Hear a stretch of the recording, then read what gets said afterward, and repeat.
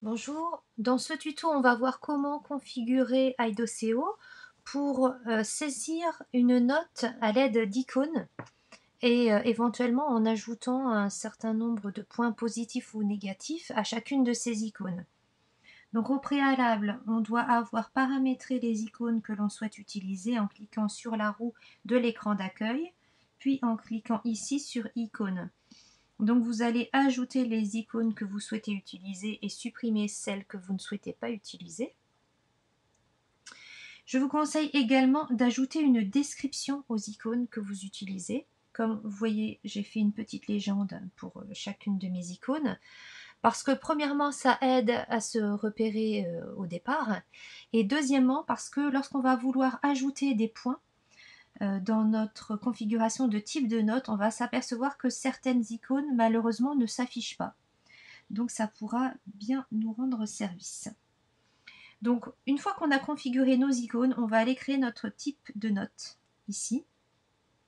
Donc, pour cela, alors, on va prendre le type de note que j'ai créé, que j'ai appelé suivi classe. Donc, pour créer, bien sûr, vous cliquez sur Ajouter, ici.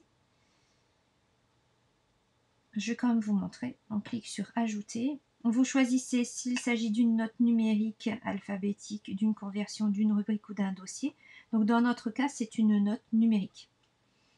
Vous allez ajouter le nom de ce type de note, la valeur maximale, la valeur minimale. Et ensuite, vous allez effectuer les réglages ici, dans les différents onglets. Alors on va prendre la note que j'ai créée ici. Et pour pouvoir attribuer un nombre de points à chaque icône, on va aller dans Icônes. Et vous voyez que les icônes que l'on a paramétrées tout à l'heure se retrouvent ici. Et donc, vous allez pouvoir saisir le nombre de points qui correspond à chaque icône. Et vous voyez qu'ici, tout à l'heure, j'avais une icône bonus qui n'apparaît pas. Mais je peux quand même savoir à quoi ça correspond parce que j'ai eu la bonne idée de mettre une petite légende. Voilà. Et ensuite, à chaque fois que vous allez vouloir utiliser ce